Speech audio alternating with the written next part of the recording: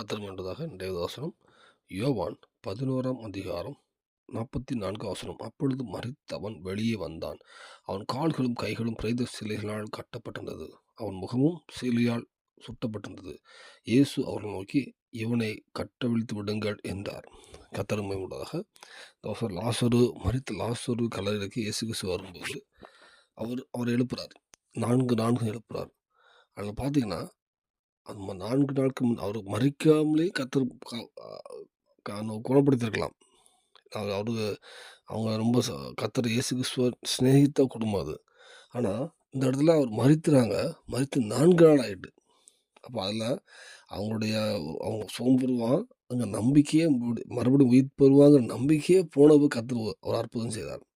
இந்த நாளே அவங்க வந்து அற்புதம் பண்ணியிருப்பாங்கன்னா, அது எல்லாத்துக்கும் ஒரு அற்புதமா பெருசு தெரிஞ்சிருக்காது. ஏதோ அவங்க வியாதியா இருந்துருக்காங்க, எழும்பிட்டாங்க, முடிச்சிருக்கும். ஆனா மரித்து 4 நாள் பிறகு எழுப்புனதுனால தான் அது இன்னும் நம்ம பேசிட்டு இருக்கோம்.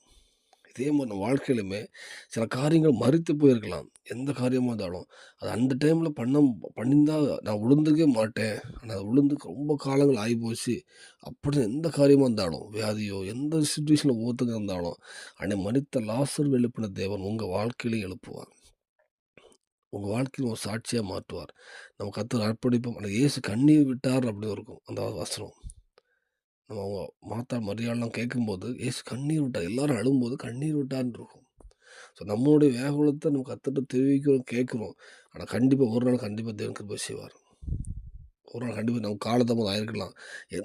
நமக்கு தான் காலதாமதம். கர்த்தருக்கு எந்தயுமே காலதாமதம் கிடையாது. கரெக்ட்டா ஒரு நாள் கண்டிப்பாக மரித்த லாசரு தேவன் உங்க வாழ்க்கைக்கு கிருபை செய்வார். இந்த பூமியிலும் சாட்சியுள்ள வாழ்க்கை தருவார். எல்லா ஜனங்களும் தங்க பார்த்துட்டு நிரம்பி ஒழுகி பண்ணி சாட்சியா மாட்டுவார். அர்ப்பணிப்போம், தேவனை தேடுவோம். பரலோகத்துக்கு ஆயத்தப்படுத்துவார். அர்ப்பணிப்போம், தேவனுக்கு கிருபை செய்வார். ஆமென்.